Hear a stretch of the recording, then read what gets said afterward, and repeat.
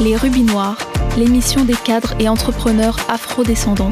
Un mercredi sur deux à 18h sur Radio Campus Paris 93.9 FM. Vous êtes sur Radio Campus Paris et vous écoutez Les Rubis Noirs, l'émission des cadres et entrepreneurs noirs afro-descendants, diffusée 2 mercredis par mois à 18h. L'invitée du jour est juriste en fiscalité et droit des affaires. Elle nous expliquera en quoi consiste son métier, quelles sont ses principales missions et nous partagera son expérience du VIE à Hong Kong. Pour toutes celles et ceux qui souhaitent faire un VIE, écoutez attentivement. Tonnerre d'applaudissements pour Heather Lopa. Merci. Merci Heather d'être parmi nous. Merci Estelle de m'avoir invitée. Je suis très heureuse d'être ici, très ravie d'être invitée à Les Rubis Noirs. Alors, donc, comme je le disais en intro, tu as fait un VIE à Hong Kong. Tout à fait. Avant de faire un VIE à Hong Kong, qu'est-ce que tu faisais avant ? Donc le VIE, c'est mon expérience la plus récente. Avant mon VIE, je faisais une alternance chez Natixis. Donc j'étais en master en fiscalité et droit des affaires. J'ai fait 1 an d'alternance. Et puis, est-ce que tu veux que je parle un petit peu de ce que j'ai fait avant ou je reste juste sur l'alternance ? Non, juste avant. Voilà, c'était ça. J'étais apprentie. Donc j'avais un rythme assez soutenu de 3 semaines en entreprise et 1 semaine à l'école. D'accord. Dans quelle école ? J'étais à l'INSEC MSC, c'est une école de commerce à la Défense. Ok, très bien. Pourquoi tu as choisi le domaine de la fiscalité ? Qu'est-ce qui te plaît dans ce domaine ? Ce qui me plaît particulièrement dans la fiscalité, c'est la rigueur, c'est la précision, quelque chose que l'on ne trouve pas dans tous les domaines. Ce qui m'a emmené à choisir le domaine du droit et de la fiscalité, c'était lors de mon séjour Erasmus. J'ai fait un échange universitaire aux Pays-Bas et c'était pendant mon cours de droit des affaires que je me suis rendu compte que je me vois continuer dans cette voie. Donc à la base, j'étais financière. J'avais fait un bachelor, donc un BBA, Bachelor of Business Administration. Et j'étais à Paris. J'étais dans une école de commerce qui s'appelle The American Business School of Paris, qui maintenant a été renommée. Et puis, donc avant, j'étais financière. J'ai fait des études en finance. Et puis après, je me suis rendu compte que j'ai envie de me spécialiser dans le droit des affaires. D'accord. Et pourquoi tu es allée à American Business School ? Comment tu as connu cette école ? Parce que je ne la connais pas du tout, cette école. J'ai un parcours, je dirais, assez atypique au début. Donc, après que j'ai obtenu mon baccalauréat, je voulais aller dans une école qui avait le système anglo-saxon. Je connaissais bien le système francophone à l'école et aussi celui qui était anglophone parce que j'ai aussi des expériences académiques aux États-Unis. Mais je voulais être dans un système anglo-saxon pour la poursuite de mes études. Donc, c'est pour ça que j'ai choisi The American Business School of Paris pour mon bachelor. On vous y apprend quoi dans cette école ? Qu'est-ce qu'on vous y apprend, les matières principales ? Vous avez des cours en anglais et en français ? Non, c'est un cursus 100% en anglais, donc il n'y a pas de cours en français, sauf si on est étranger et qu'on veut apprendre le français, ce qui n'était pas mon cas.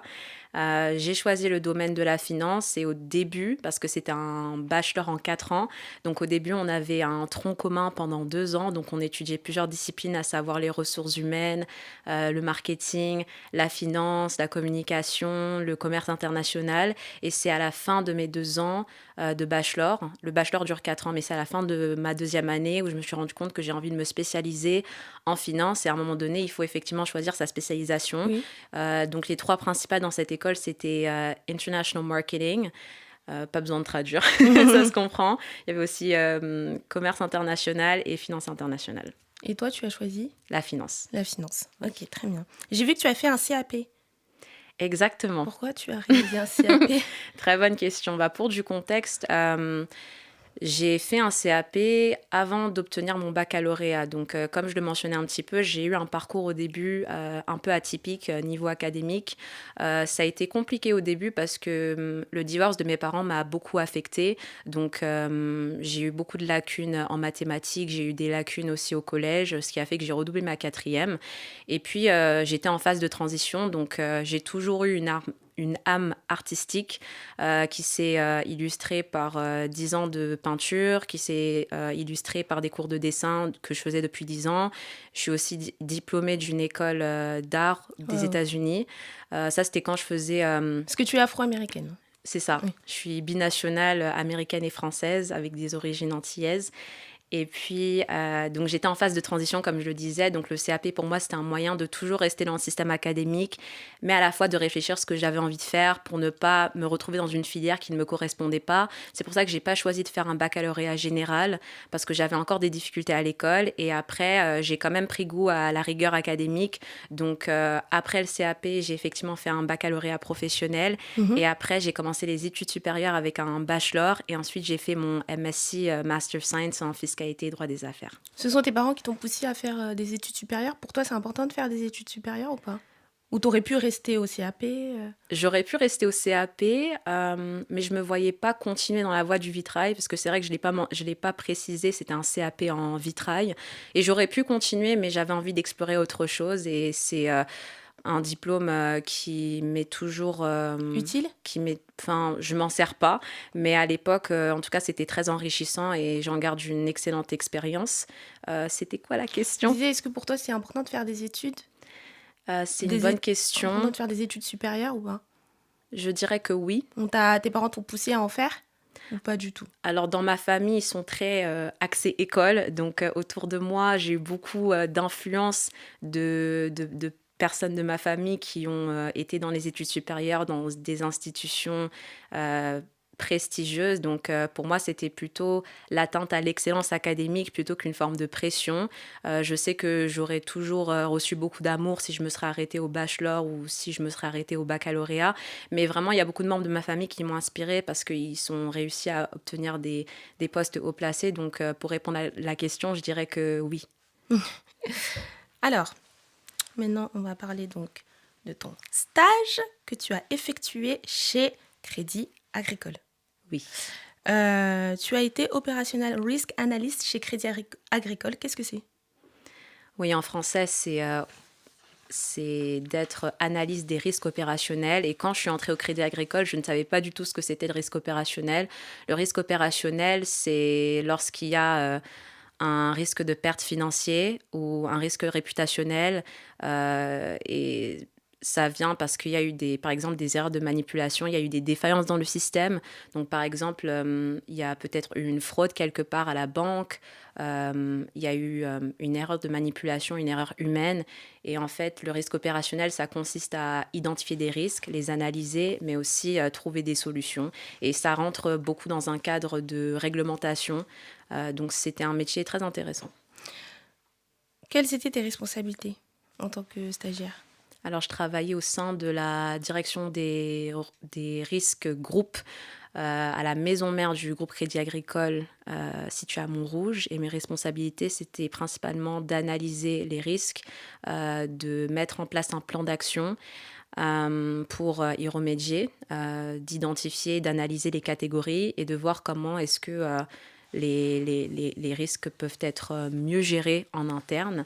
Quelque chose qui me marque dans cette expérience, c'est que j'ai été force d'initiative parce que quand on est en stage, en tout cas pour ma part, c'était un moment très impressionnant parce que c'était ma première fois dans une banque et donc je voulais quand même maximiser au plus mon expérience et donc j'ai eu l'initiative de faire une analyse des risques précédents de 2022, comparer par exemple la date de détection du risque avec les incidents, identifier quelle catégorie de risque nous sommes les plus susceptibles au Crédit Agricole.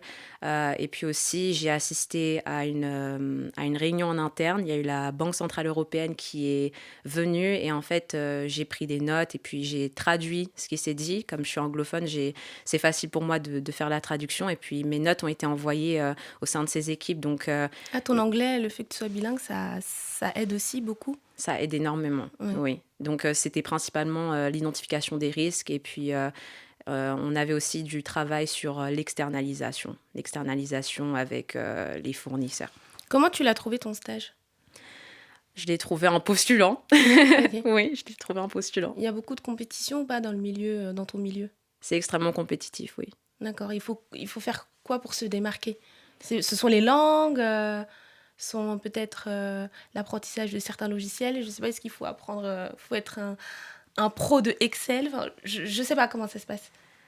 Alors en finance, Et je pense que dans beaucoup de domaines, mais si on reste sur la finance, la première chose, ce serait de parler anglais. L'anglais, c'est indispensable, c'est un outil et c'est plus qu'une volonté, c'est un outil qui fait qu'on arrive à plus facilement accéder à certains postes que d'autres. Deuxièmement, ce sont les certifications. Donc, dans les écoles de commerce, on nous apprend beaucoup en fait, on nous apprend à se certifier, donc à travers des certifications financières.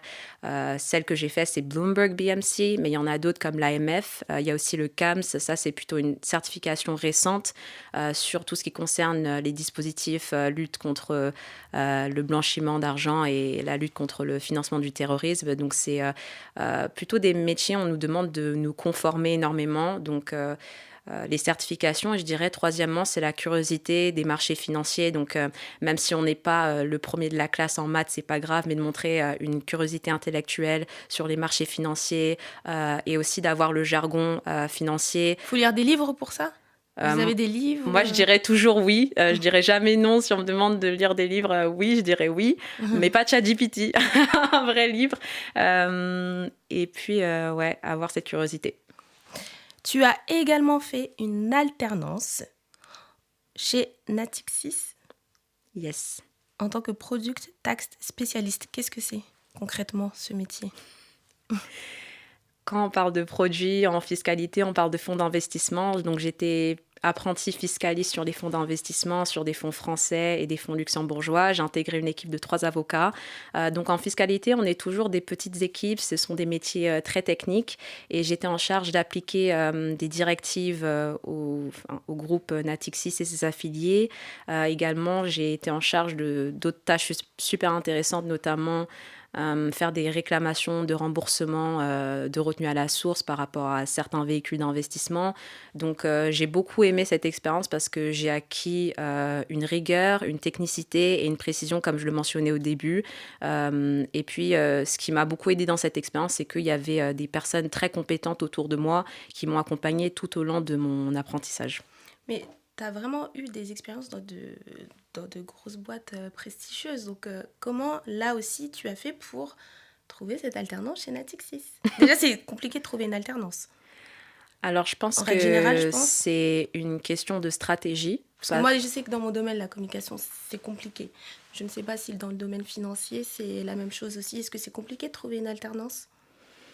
À l'époque, je trouvais que ce n'était pas compliqué. Peut-être que les temps ont changé. En tout cas, je pense que c'est une question de stratégie. La première chose que j'ai fait, c'était de consulter le calendrier parce qu'il y a une certaine période où les entreprises recrutent, il y a une certaine période où les entreprises ne recrutent plus. Donc, c'est vraiment très important de postuler à temps et de postuler en avance. Pour ma part, je m'y étais pris 7 mois à l'avance. J'ai eu le contrat... je l'ai signé 4 mois avant la date de début. Donc, c'était de respecter ces deadlines. La deuxième chose, c'était de montrer un enthousiasme pendant l'entretien. Je sais que ce qui m'a aidée, c'était d'agir comme si j'avais déjà le poste. Et ça... voilà, je peux le dire assez ouvertement, j'étais en compétition avec des gens qui avaient déjà fait de la fiscalité, qui étaient déjà en cabinet d'avocat, qui étaient aussi en école d'avocat, alors que pour ma part, j'avais eu un cours de droit des affaires en Erasmus à l'université de Fontis, à Venlo. Donc, face à ces personnes-là, j'étais peut-être moins armée, mais ce qui m'a... Je pense qui a fait que j'ai pu me démarquer, c'est le fait que je suis bilingue en anglais et français, mais j'ai aussi montré une réelle curiosité pour la matière fiscale.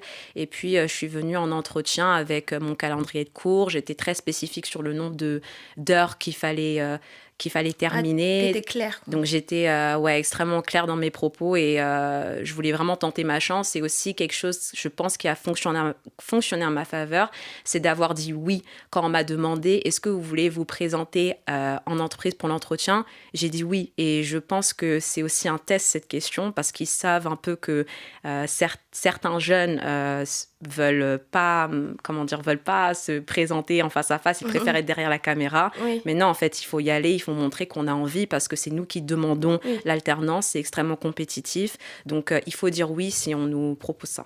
Tu avais quoi comme rythme d'alternance? 3 semaines en entreprise et 1 semaine à l'école. D'accord. Ça se passait bien? Ça se passait bien. T'arrivais un peu à gérer avec les cours? Et t'avais quoi comme cours d'ailleurs? Est-ce que c'était des cours qui ressemblaient un peu à ce que tu voyais au travail? C'était en lien un peu? C'était un petit peu en lien, mais vraiment au travail, c'était vraiment très technique. C'était sur le terrain et à l'école, c'était beaucoup de théorie Oui. qui m'a beaucoup aidée. Mais c'était vraiment deux choses différentes parce qu'en cours, on ne nous apprenait pas plus que ça sur les fonds d'investissement. Mais j'étais toujours dans l'univers du droit, donc c'était toujours aidant. Il est temps de faire une pause musicale. Les Rubis Noirs, l'émission des cadres et entrepreneurs afro-descendantes. Un mercredi sur deux à 18h sur Radio Campus Paris 93.9 FM. De retour dans les Rubis Noirs avec Heather Lopa, juriste en fiscalité et droit des affaires. Alors Heather, tu as fait un VIE à Hong Kong. Incroyable. Déjà, comment tu as décroché ton VIE? Parce que c'est très, très difficile de décrocher un VIE. Je le sais parce que moi-même, j'ai cherché un VIE il y a quelques années en communication. Cela n'a pas fonctionné. Donc, quelle a été ta stratégie? Et raconte tout. Pour le VIE, j'ai postulé sur le site de Business France, donc peut-être que ma réponse va te décevoir, mais c'était aussi simple que ça. Toutes les offres sont postulées sur le site de Business France. Donc Business France, c'est l'entité du gouvernement français qui gère les VIE, le volontariat international en entreprise. Pourquoi Hong Kong? Très bonne question. Hong Kong, c'est l'une des seules villes en Asie où je peux exercer mon poste parce qu'à part Singapour, dans les autres villes d'Asie ou les autres pays, il n'y a pas la maîtrise de l'anglais. L'avantage avec Hong Kong, c'est que l'anglais, c'est la deuxième langue nationale. Et en plus de ça, c'est un hub économique et financier. Il y a beaucoup de banques françaises et internationales qui sont présentes. Donc, pour mon profil, c'était un match parfait. Alors, tu étais legal counsel in derivative agreements. Sorry for the accent.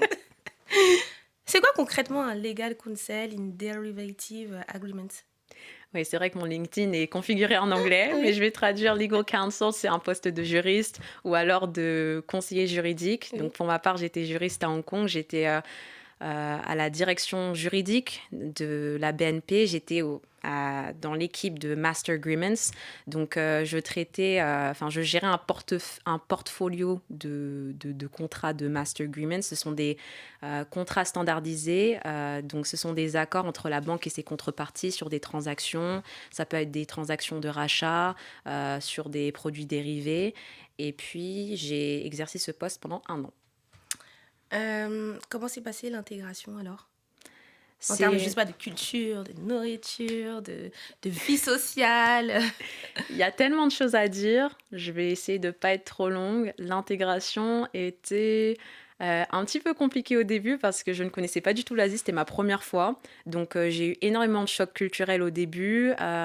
Autant beaucoup de chocs culturels positifs que d'autres qui m'ont mis inconfortable. Mais la beauté de l'expérience à l'étranger, l'expérience du VIE, c'est qu'on apprend énormément, c'est une expérience très enrichissante. Je dirais qu'il y avait beaucoup de bonnes choses. Donc, quand j'étais en Asie, j'ai vu que là-bas, il y avait le goût du travail, le goût de la rigueur, et j'ai trouvé que c'était extrêmement impressionnant que le mot travail là-bas, ça soit pris au sens littéral. Donc quand les gens arrivent au travail, ils travaillent, il n'y a pas de pause café avant, il n'y a pas de pause cigarette avant. C'est vraiment, ils arrivent à leur poste et ils travaillent directement. J'ai rencontré énormément de gens, que ce soit de Hong Kong, de la Corée. Du Japon? Du Japon, non, mais en l'espace d'1 an, j'ai fait 7 pays d'Asie-Pacifique. Wow. Ouais. Quel pays? J'ai fait Hong Kong, Macao, Singapour, Vietnam, Corée du Sud. J'ai fait la Chine en dernier à Shenzhen, et la Chine, j'aimerais vraiment y retourner et je pense que c'est un très beau pays en tout cas. En tant que femme noire, comment c'était? Parce qu'il y a beaucoup de personnes qui ont des préjugés, dont moi, peut-être des a priori sur comment les personnes noires peuvent être perçues en Asie. Donc, comment c'était en fait d'être une femme noire à Hong Kong? Déjà, je dirais que chaque personne a son expérience unique. Donc, étant américaine, je viens déjà avec un anglais qui est fluent. Donc je pense que déjà à ce niveau-là, il y a moins de préjugés, même si j'aurais pas ma couleur de peau. Oui. Mais Donc en fait, on te voit d'abord comme une étrangère, en fait. voilà, quand j'étais à Hong Kong et quand j'étais en Asie, on me percevait déjà, enfin d'abord comme une étrangère à part entière, plutôt qu'une femme noire. Donc j'ai beaucoup aimé cette expérience. Je ne me suis jamais je ne me suis jamais sentie mise dans une case. Et je pense que voilà, quand on est américaine, quand on parle anglais très couramment, il y a moins de stigmatisation, j'ai l'impression. Donc je pense que c'était peut-être plus facile que si peut-être je venais du continent africain et que j'avais un accent. Mais j'ai trouvé que de manière générale, il n'y avait pas de préjugés, même avec des connaissances à moi qui sont également de la diaspora africaine. Bah, j'ai senti que souvent les rapports étaient agréables avec les Hongkongais. Incroyable. Ouais. La vie est comment? Est-ce que ça bouge à Hong Kong? La vie est chère, moins chère? La nourriture? La nourriture, bon, au début c'était compliqué parce que j'étais pas habituée à ces marchés ouverts avec de la viande. Moi, ça m'a beaucoup choquée. Je comprenais pas ce qui se passait, qui servait par exemple des pâtes de poulet. Pour moi, c'était très nouveau. Ouais. Mais après, j'ai appris à apprécier la nourriture qu'il y avait Oui. en Asie de manière générale.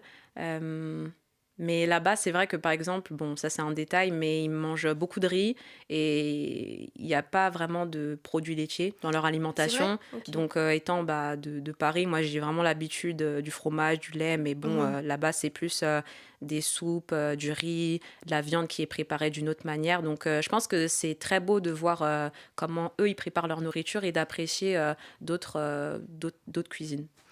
Tes horaires pour le VIE, comment ça se passait? Tu te levais à 9h et ça se termine à 18h? Comment? Les horaires de bureau comme ici à Paris?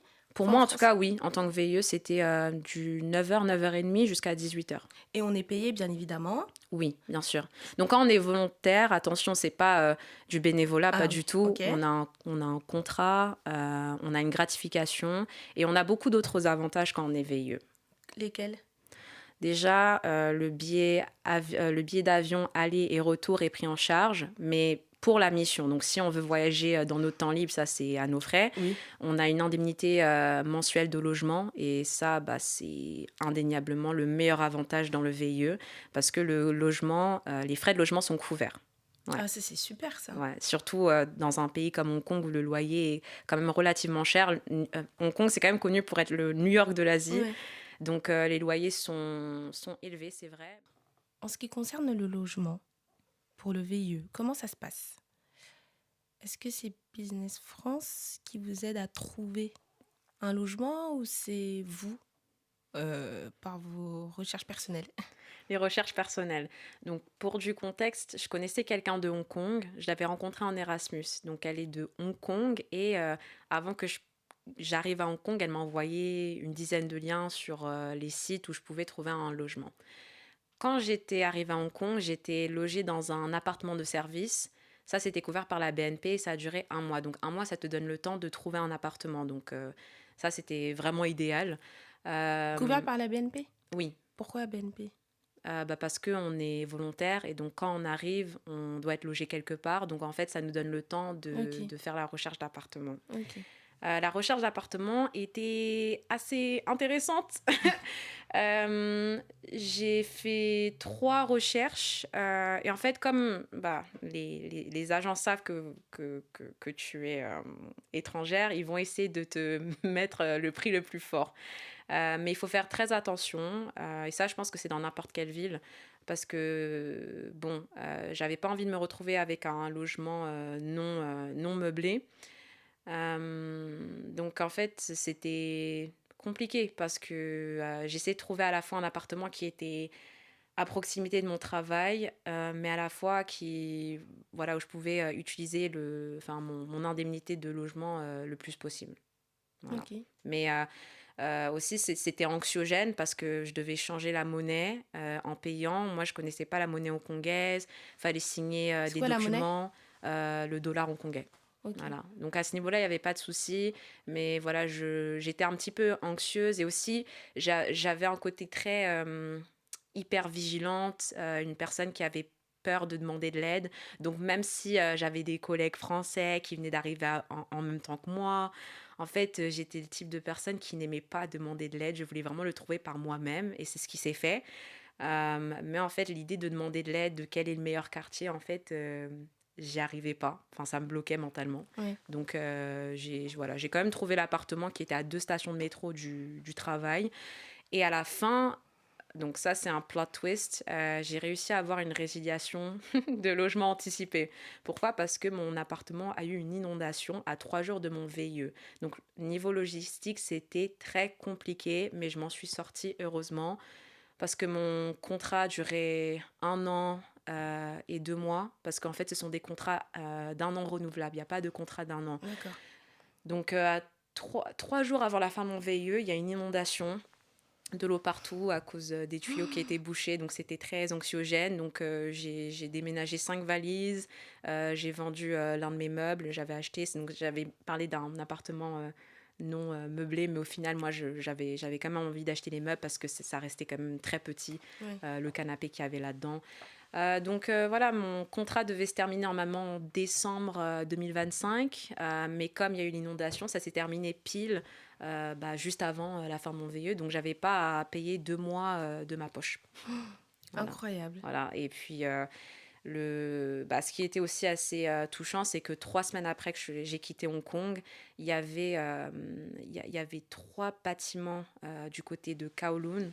Bon, la géographie de Hong Kong, il y a l'île de Hong Kong principale, et ensuite à le côté Kowloon, je vivais à Fortress Hill, sur l'île de Hong Kong. J'étais à 2 stations de mon travail qui était à Quarry Bay. Et donc sur ce côté Kowloon, il y avait un quartier où il y avait 3 immeubles qui ont pris le feu. Et ça, c'est parce qu'il y avait des matières inflammables, et il y a eu 200 morts. Donc ça m'a quand même fait peur en revenant à Paris de me dire, bon, même si c'était pas dans mon quartier, c'était des tours très similaires. Moi, ça m'a fait vraiment peur, et bon, paix à leurs âmes, mais ouais, en fait, c'est un peu anxiogène parce que c'est des grandes tours. Je vivais au 16e étage, et en fait, la superficie est vraiment petite. Ça, c'est la seule chose avec Hong Kong, c'est que tout est plus petit. Je vivais dans un 21 mètres carrés. Bon, j'étais célibataire, sans enfant, donc ça allait pour moi, mais même, c'était quand même petit. Mais au final, on s'y fait, et puis c'est le style de Hong Kong, donc c'est petit, mais à la fois, on apprécie quand même parce que on vit chez l'autre, et puis on apprécie leur façon de vivre. Et pour revenir sur ta question, sinon le reste, le transport est plutôt accessible. On peut trouver de la nourriture pour vraiment pas cher, 2 euros, quelques centimes, voilà, 1 euro, 50 centimes parfois. Donc là-bas, c'est plus une culture de manger des choses facilement qui sont accessibles, mais il n'y a pas la culture de la terrasse là-bas, par exemple, parce que c'est très étroit, et c'est la 4e ville la plus dense au monde, donc ils essaient au maximum d'optimiser l'espace. Oui. Tu as rencontré beaucoup de Français ou pas à Hong Kong? Ou des personnes de ton école? Est-ce qu'il y avait des personnes de ton école qui ont fait un VIE aussi à Hong Kong? De mon école, non. Oui. Mais effectivement, il y a une grande communauté française là-bas. J'étais vraiment très étonnée parce que je pensais qu'il y aurait plus de Britanniques de par le passé colonial. Mais non, en fait, la communauté française, c'est la plus grande communauté d'expatriés à Hong Kong. Incroyable. Ouais, c'est incroyable. Et tu as essayé de les rejoindre, de les contacter Alors, dans mon intégration, ça, c'est la partie qui a été compliquée parce que malheureusement, même à l'étranger, j'ai retrouvé cette arrogance à la française. Et voilà, j'ai été à plusieurs after-work du club VE de Hong Kong. J'ai fait beaucoup de rencontres avec mes pairs. Mais ce que j'ai trouvé, c'est que souvent dans ces environnements, avec la communauté française, il y avait souvent, j'ai trouvé un manque de bienveillance, un manque d'acceptation des uns et des autres.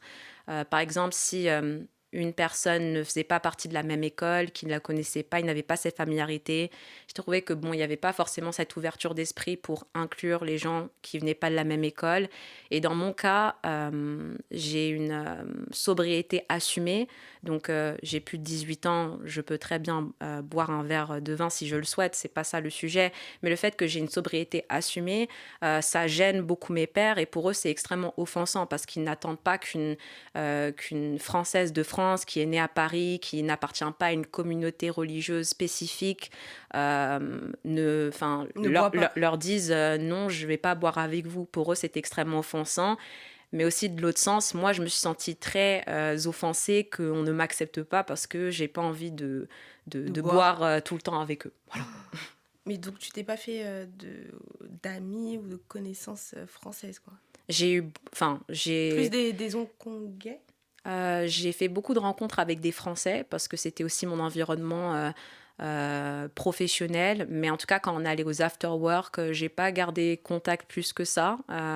Mais je trouve pas que c'est grave parce que je pense que c'est aligné avec mes objectifs. Mon objectif, Estelle, c'était de découvrir Hong Kong, découvrir l'Asie. Ce n'était pas de rester dans ma communauté. Donc si ça aurait fonctionné différemment, tant mieux. Mais si ça n'a pas fonctionné, tant pis, c'est vraiment pas grave. Et tu as des contacts de Hong Kong, enfin de gens hongkongais, des locaux ou pas? Oui. Ça, c'est important, ça. J'ai fait beaucoup de networking et j'ai aussi rencontré des personnes qui ont étudié en Chine, qui ont travaillé en Chine continentale. Donc, j'ai gardé un très bon contact avec des gens que j'ai rencontrés à Hong Kong, en banque, mais aussi voilà, comme je le disais, des femmes de la diaspora africaine qui, elles, parlent le chinois couramment, qui, elles, ont étudié et travaillé en Chine, et aussi qui travaillent à Hong Kong depuis plus de 10 ans. Donc, j'ai quand même un réseau plus élargi maintenant. Incroyable. Alors, je fais une petite pause. Cherche mes fiches. Je pourrais couper après. Je t'ai demandé sur les missions. Non? Les missions, oui, on en a parlé. Ok. Les conseils que tu pourrais donner, non? Pour postuler un VIE. Est-ce que tu sais pourquoi on t'a... Juste avant qu'on enregistre, enfin, continuer la discussion, est-ce que tu sais pourquoi ils t'ont accepté parmi tant d'autres profils? Oui, je sais, je l'ai demandé. C'est vrai, ils t'ont dit quoi? On enregistre ou... Non, je suis pas dessus. Ok. Non, mais juste avant qu'on reprenne, je te pose la question. Ils t'ont dit c'était pourquoi? Ils m'ont dit que c'était... Parce que j'ai demandé à ma supérieure hiérarchique, elle m'a dit que c'était mon enthousiasme, ma curiosité et mon attitude. Ok, donc je vais te poser cette question. On reprend. Alors, Heather, j'aimerais savoir quels ont été les éléments déterminants qui ont permis à ce que tu puisses être acceptée dans ce VIE. Pourquoi tu as été acceptée parmi tant d'autres? Le VIE, comme on disait, c'est un dispositif extrêmement compétitif, surtout dans le droit. J'ai demandé à ma supérieure hiérarchique pourquoi est-ce qu'on m'a prise plutôt que quelqu'un d'autre. Et elle m'a dit en 3 mots, c'est ton enthousiasme, ta curiosité et ton attitude. Et j'étais en compétition avec 200 autres personnes qui étaient tout aussi compétentes, qui avaient aussi leur expérience propre à elles. Mais j'ai été prise pour le poste. Et le fait que tu sois bilingue, encore une fois? Être bilingue, oui, c'est un élément clé, mais ça ne fait pas tout. Parce que parfois, on choisit des personnes qui ne sont pas bilingues, mais qui ont d'autres compétences. Mais effectivement, pour s'expatrier à Hong Kong, il faut parler l'anglais, ça c'est sûr et certain. Dans ton domaine, c'est quel logiciel, quelles compétences faut-il avoir? Est-ce qu'il faut savoir maîtriser, je ne sais pas moi, par exemple, Excel? Je ne connais pas vos logiciels. Moi, je connais que les logiciels de la communication, etc. Oui. Suite Adobe, Microsoft, Canva, etc. Mais vous avez quoi comme logiciel? Est-ce qu'à un moment, on vous dit il faut que tu maîtrises tel logiciel, telle application? Comment ça se passe? Je pense que ça dépend du grade à laquelle tu intègres la banque. Dans mon cas, je n'avais pas besoin de savoir maîtriser un logiciel en particulier. Mais si, par exemple, je postulais au même poste que j'ai fait en VIE, sauf que ce n'est pas un poste en VIE, je pense qu'on me demanderait certainement beaucoup d'expérience de négociation de contrat. Voilà, mais pas forcément un logiciel en particulier. Beaucoup d'expérience en négociation de contrats? Oui, parce que les contrats que je traitais, en fait, ce sont des contrats qui sont négociés. Donc, tu as le contrat standardisé. Et après, mes collègues permanents, eux, ils étaient en charge de négocier le même contrat avec les spécificités, avec cette contrepartie. Ok. Ouais. Tu es en train d'écrire un livre. As-tu déjà le nom de ce livre en tête? Oui, le livre s'appelle « Je m'éloigne ». Pourquoi je m'éloigne?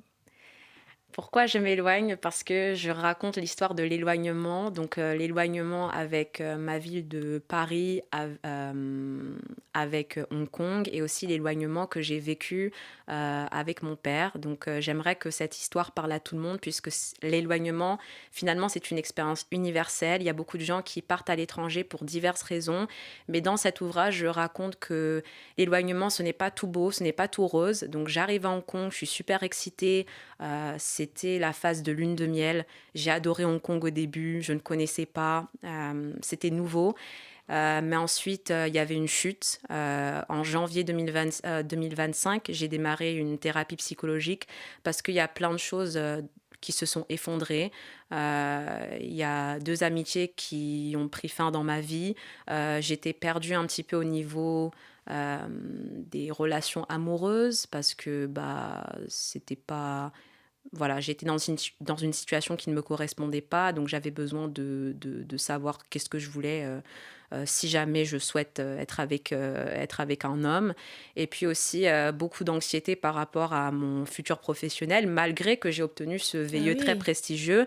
Mais je pense que je me mettais énormément la pression. Je pensais que j'avais besoin de répondre, enfin de savoir exactement ce que j'allais faire après le VIE.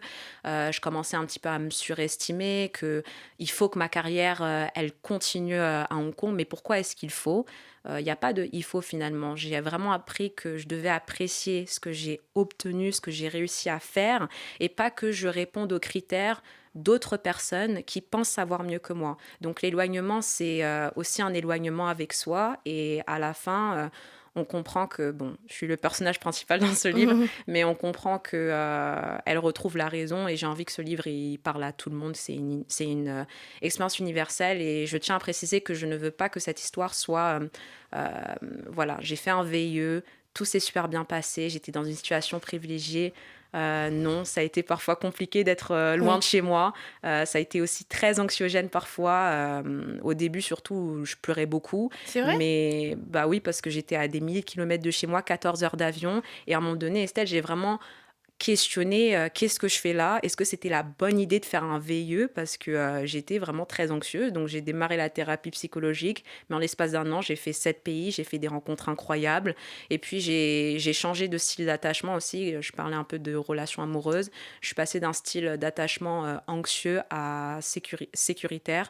Donc, j'ai voulu aussi me retrouver et puis gagner une confiance en moi et apprécier une autre culture et apprécier l'expérience du VIE et de comprendre que c'est pas grave de ne pas avoir toutes les réponses. C'est pas grave si juste après le VIE, tu n'es pas embauché parce Oui. qu'il y a les réalités du marché du Bah oui, travail. oui, oui. Et j'ai compris que dans ma situation, pour devenir avocate, je dois, même si j'ai un profil qui est considéré comme compétitif, ce qui est vrai, mais je dois quand même davantage persévérer dans le domaine académique pour être avocate.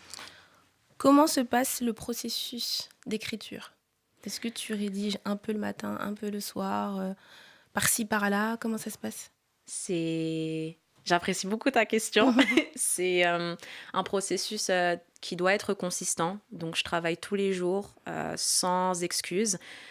Pour du contexte, j'ai commencé une première version en novembre 2024 et pendant un an, j'ai écrit 100 pages et je suis accompagnée dans mon processus d'écriture. Mais très sincèrement, je n'aimais pas la première version parce que ce n'était pas aligné avec les objectifs du livre. Donc, j'ai recommencé le processus d'écriture juste là en février avec une autre stratégie. Donc, j'ai commencé par une chronologie de ce qui s'est passé de août 2024 à la fin de mon VIE.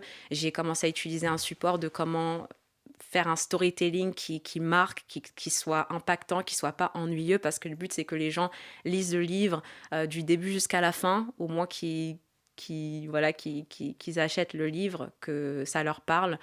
Donc, j'ai commencé avec une autre stratégie. Ok, incroyable. Et tu fais des nuits Merci. blanches? Non, pas du Non, tout. Pas du tout. Je suis T'en plutôt... es pas là. Tu n'en Non, es pas là. je suis plutôt matinale, donc non, pas de nuit blanche, mais ouais, en fait, c'est plus un travail de passion. Donc, je ne le vois pas comme une charge, mais ça reste un travail de longue haleine. Et le plus difficile, c'est d'écrire. C'est ça le plus difficile. Ouais. Donc, quand j'ai fait ma deuxième version Estelle, j'ai vraiment voulu avoir une structure, de savoir où j'allais, parce qu'à un moment donné, j'écrivais, mais je perdais le fil, je savais plus quoi raconter. Ce sera en français et en anglais? Ce sera en français. En français, c'est Je m'éloigne. Je m'éloigne. Quand le livre sera-t-il disponible selon toi? Tu aimerais qu'il soit disponible quand? Toi, ton idéal, ce serait quand? Mon idéal, ce serait avant juillet 2026. J'ai pas une date spécifique en tête, mais dès que le livre sera prêt, tout Internet sera au courant. Ta famille t'a poussé à écrire ce livre ou seulement toi? Ou des amis t'ont dit tu devrais vraiment écrire un livre et tout sur ton expérience? J'ai une amie de la famille qui m'a encouragée à écrire un livre puisque elle-même est autrice. Donc elle a déjà écrit un livre et puis je me suis dit que ce serait une idée concrète parce que c'est vrai que je suis bibliophile, j'aime beaucoup lire des livres papier, j'ai une préférence pour ça, je sais qu'il y a des Kindle mais je préfère retourner les pages, je suis assez old school pour ça. Et j'aime beaucoup écrire et c'est vrai que j'ai toujours eu des facilités dans l'orthographe, la dissertation, donc comme c'est un avantage pour moi, je me suis dit c'est totalement logique et c'est un projet qui peut se concrétiser. Où est-ce qu'on peut te suivre, Heather? On peut me suivre sur LinkedIn, Heather Lopa, et c'est là où on peut me suivre principalement. On arrive au terme de cet échange. Quels conseils tu pourrais donner aux étudiantes afrodescendantes qui souhaiteraient se lancer dans le milieu du droit des affaires, comme toi, ou faire un VIE? Quels conseils?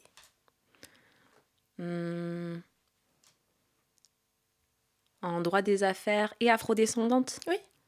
Je dirais que si elles veulent se lancer dans le droit des affaires, il y a des codes à adopter parce que les milieux de la fiscalité, du droit, ce sont des milieux très rigides. On demande beaucoup de précision, de discipline, donc des codes en entreprise à respecter. Ça part de la tenue vestimentaire, c'est tout bête, tout simple, mais c'est vrai. Les coiffures aussi? Non. Les coiffures, ça c'est un vrai, c'est un vrai sujet, les cheveux. Ouais. Mais je dirais d'avoir une coiffure propre, voilà, une coiffure propre, et ça peut être très bien les cheveux naturels, comme une perruque. En tout cas, les perruques, c'est pas réprimandé en entreprise, mais que ce soit afro ou autre, au moins une coiffure propre.